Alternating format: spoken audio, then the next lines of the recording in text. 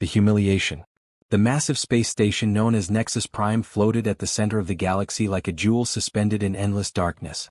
Its spinning rings stretched for thousands of kilometers, home to millions of beings from hundreds of different worlds. At its core sat the Grand Assembly Chamber, where the most powerful species in the known universe gathered to decide the fate of civilizations. Ambassador James Walker stepped off the transport shuttle and felt the artificial gravity pull at his bones. He was a tall man in his early 50s, with salt and pepper hair and eyes that had witnessed both the best and worst of humanity. 20 years in the diplomatic service had taught him patience. 20 years of watching alien species treat his people like children had taught him something else entirely. The corridors of Nexus Prime were designed to intimidate. Ceilings rose 30 meters high, carved from crystal that sang with harmonic frequencies most species found soothing. Humans found it annoying, like a constant ringing in their ears. Walker suspected this was intentional.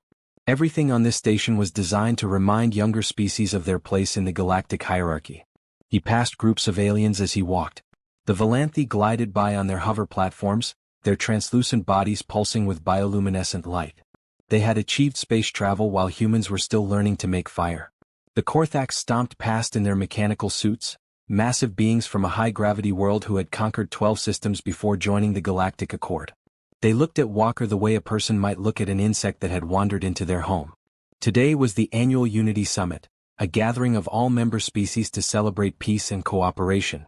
In practice, it was an opportunity for the elder races to remind everyone else who held real power. Walker had attended 7 of these summits. Each one followed the same pattern. Speeches about unity, followed by subtle reminders that some species were more equal than others. The Grand Assembly Chamber could hold 10,000 beings. Walker found his seat in the outer ring where the junior species sat. Earth had been a member of the Galactic Accord for only 60 years. In galactic terms, humanity was still crawling on its hands and knees. The inner rings belonged to the founding races. The Valanthi, the Korthax, the Sinari Mind Collective, and a dozen others who had shaped galactic law for millennia.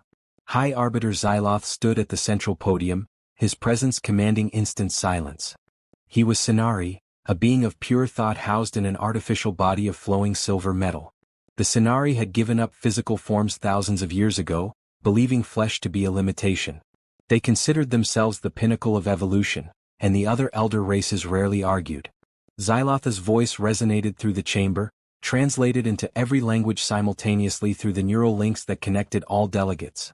We gather today to celebrate 10,000 years of peace under the Galactic Accord. 10,000 years of cooperation, progress, and harmony among the stars. Walker listened without expression. He had heard similar speeches many times before.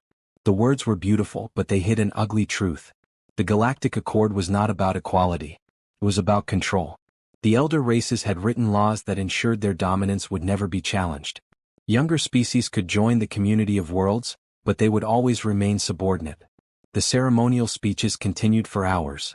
Representatives from ancient civilizations spoke of their achievements, their wisdom, their contributions to galactic culture. When it came time for newer members to speak, they were given mere minutes. Walker delivered his prepared remarks about human scientific progress and sat down to polite but dismissive applause. Then came the moment he had been dreading. The ritual of guidance, where elder races offered wisdom to their younger counterparts. In reality, it was public humiliation disguised as mentorship. Xyloth's silver form turned toward the outer ring. We now address our newest members that they might benefit from our experience. His attention focused on Walker. The humans present an interesting case study in primitive development. Soft laughter rippled through the chamber. Walker kept his face neutral, though his hands tightened on the arms of his chair. Consider their history, Xyloth continued, his tone carrying amusement that needed no translation. A species that achieved nuclear fission and immediately used it to destroy 2 of their own cities. A people who spent centuries fighting over patches of dirt on a single planet. Even now, they struggle to control their violent impulses. The Korthax ambassador stood, his mechanical suit whirring. The humans build warships and call them exploration vessels. They develop weapons and claim they are for defense. Their entire species suffers from paranoid aggression. More laughter. Walker noticed some of the other junior species representatives shifting uncomfortably. They had all endured similar treatment during their early years in the Accord. Most had learned to accept it as the price of membership. A Valanthi delegate spoke next, its voice like wind chimes in a storm. Perhaps the most concerning aspect of human psychology is their inability to accept their proper place. They constantly push boundaries, question decisions, and demand concessions they have not earned. It is the behavior of children who do not understand why adults must make rules. Xyloth raised a silver hand for silence. These observations bring us to an important announcement. The Council of Elders has been monitoring human expansion with growing concern. Their population growth, technological development, and territorial ambitions pose a potential threat to galactic stability. Walker felt the attention of the entire chamber focus on him. This was not part of the standard ceremony. Something new was happening. After careful deliberation, Xyloth announced, "The Council has approved the Terran Containment Decree. Effective immediately, human military forces will be reduced by 70%. Human territorial expansion will be frozen at current boundaries for the next 300 years. Human colonies will accept the presence of peacekeeping observers to ensure compliance." The chamber erupted in applause from the elder species. Walker saw triumph on the faces of delegates who had pushed for these restrictions for decades. The Valanthi had been concerned about human economic competition. The Korthax resented that humans had begun developing weapons that could challenge their military superiority. The Sinari simply believed that humanity was too dangerous to be allowed freedom. Walker stood slowly.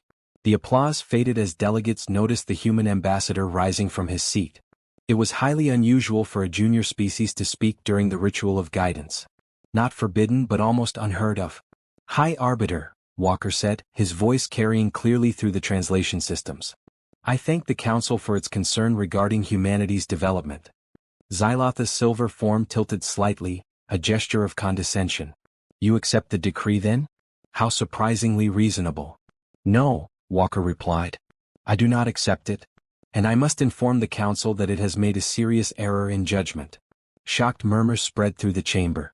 Walker reached into his jacket and removed a small device, placing it on the arm of his chair.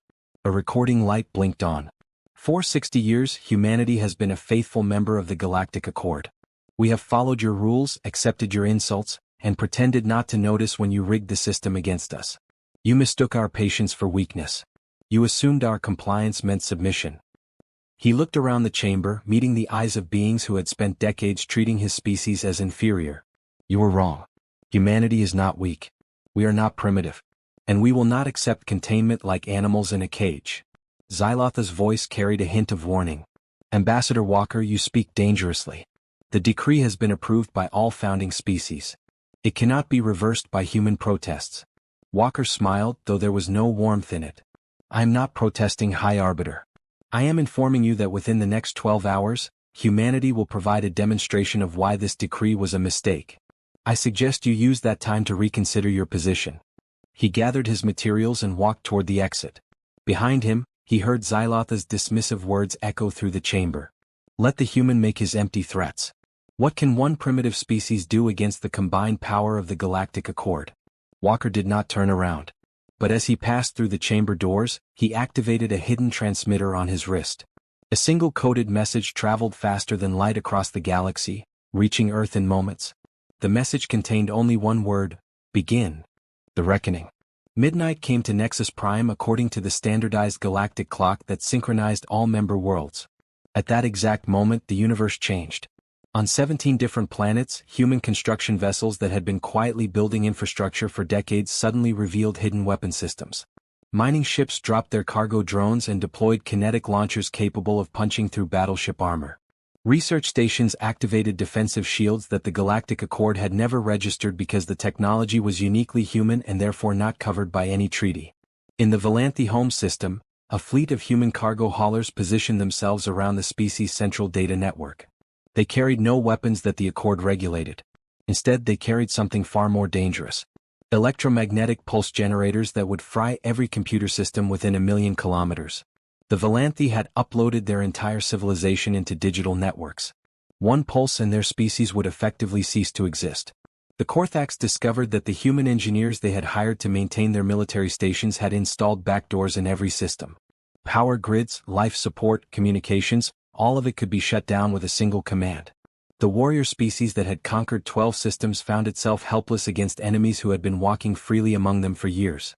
The Sinari faced perhaps the worst situation of all. Their artificial bodies required constant quantum entanglement with their central consciousness. Human scientists had spent 40 years developing a way to disrupt that entanglement.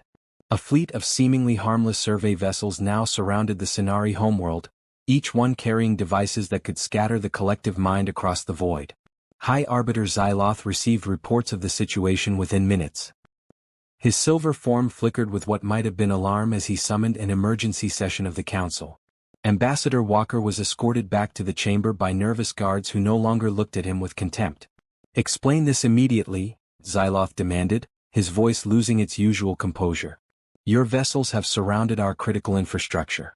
This is an act of war." Walker stood at the center of the chamber, calm and collected. "No, High Arbiter. It is not. And that is the point." He activated a holographic display that filled the space above the assembly. Documents appeared, thousands of pages of text scrolling past too quickly to read. The Galactic Accord is built on a foundation of treaties, laws and regulations that have accumulated over 10,000 years. Every weapon, every tactic, every strategy that the elder races use is carefully regulated and controlled. You cannot build a warship without permission. You cannot develop new weapons without approval. You cannot even move military assets without filing reports. Walker zoomed in on specific passages. But these laws were written by the elder races for the elder races. They regulate plasma torpedoes and quantum shields and singularity bombs. They limit fleet sizes and restrict territorial conquest. They control everything that you use in warfare. He paused, letting the implications sink in. They say nothing about kinetic weapons. Nothing about electromagnetic pulses. Nothing about artificial intelligence combat systems or nuclear-powered lasers or drone swarms. Because when these treaties were written, those technologies did not exist. Humanity developed them independently, and your laws never anticipated them. Xyloth's form stabilized, attempting to project calm. "This is sophistry. The intent of the laws is clear." "Intent means nothing without specific language," Walker replied. "I have 400 human lawyers who spent 30 years studying every treaty in the Galactic Accord. Every law, every regulation, every protocol. They found thousands of loopholes, contradictions, and gaps. And we exploited every single one of them." He gestured to the map showing human assets throughout the galaxy. "Our construction ships are not military vessels because they were built by civilian corporations. Our mining drones are not weapons because they are designed for resource extraction. Our research stations are not defensive installations because they are registered as scientific facilities. Every ship, every device, every system we deployed is perfectly legal under your own laws." The chamber fell silent. Delegates who had laughed at humanity hours ago now stared at the display showing human assets positioned to cripple their civilizations. "You made a mistake," Walker continued. "You assumed that because we were new and small we could be controlled. You thought your laws would keep us contained while you enjoyed your superiority. But you forgot something important about humans." He looked directly at Xyloth. "We do not accept cages. We do not bow to those who treat us as inferior. And we are very, very good at finding ways around obstacles that others consider permanent." A Korthax delegate stood, his mechanical suit bristling with weapons that he dared not use. "This is blackmail. You cannot hold our civilizations hostage and expect us to negotiate." "I expect nothing," Walker said. "I am offering a choice. You can maintain the Terran Containment Decree and watch as humanity activates systems that will cripple your infrastructure for decades. Or you can withdraw the decree, recognize humanity as an equal member of the Galactic Accord, and begin genuine cooperation between our species." He deactivated the holographic display. "We do not want war. We do not want destruction. We want what every species wants. The freedom to grow, to explore, to build our own future without being treated as children by those who happen to achieve space travel earlier. Give us equality and our assets return to their civilian functions. Deny us and we will demonstrate exactly what humans are capable of when we feel threatened." The Council retreated into emergency session. Hours passed as the elder races debated among themselves. Some argued for military action, but their own analysts confirmed that humanity's positioned assets could cause catastrophic damage before any response could be organized. Others demanded that the Galactic Accord be dissolved entirely rather than accept human demands.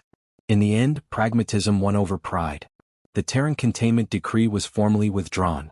Humanity was granted full equal status in the Galactic Accord, with voting rights and territorial claims identical to the founding species. New treaties were drafted that acknowledged human technology and regulated it fairly alongside the weapons of other civilizations. Ambassador Walker signed the new agreements as the first light of Nexus Prime's artificial dawn filled the chamber. Across the galaxy, human vessels stood down from their positions and returned to their stated functions. The crisis ended without a single shot fired. Xyloth approached Walker as the other delegates filed out. His silver form seemed diminished somehow, as if the events had aged even his immortal essence. "You have changed everything," the High Arbiter said. "The galaxy will never be the same." Walker nodded. "That was the point. Your accord worked well for 10,000 years because everyone accepted the rules as unchangeable. Humanity showed that rules can always be changed by those willing to think differently." "And if we had called your bluff?" Xyloth asked. "If we had refused your demands?" Walker was quiet for a long moment. "We were not bluffing. Humanity has faced extinction before. We survived ice ages, plagues, and wars that nearly destroyed us. We learned that sometimes survival requires actions that seem unthinkable. We would have done whatever was necessary to ensure our future." He turned to leave, then paused at the chamber door. "But I am glad it did not come to that. We wanted equality, not conquest. We wanted partnership, not dominance. Perhaps now we can finally build what the Galactic Accord always claimed to represent: true cooperation among the stars." The crystalline towers of Nexus Prime reflected the light of distant suns as humanity took its place among the great civilizations of the galaxy. They had not achieved this through war or destruction. They had achieved it through intelligence, patience, and the uniquely human ability to find solutions where others saw only walls. The elder races learned a valuable lesson that day. Never underestimate a species that refuses to accept impossible odds. Never mock a people who have spent their entire history overcoming challenges that should have destroyed them. And never, ever try to cage beings who would rather die than surrender their freedom. Humanity had arrived on the galactic stage. And the universe would never forget it.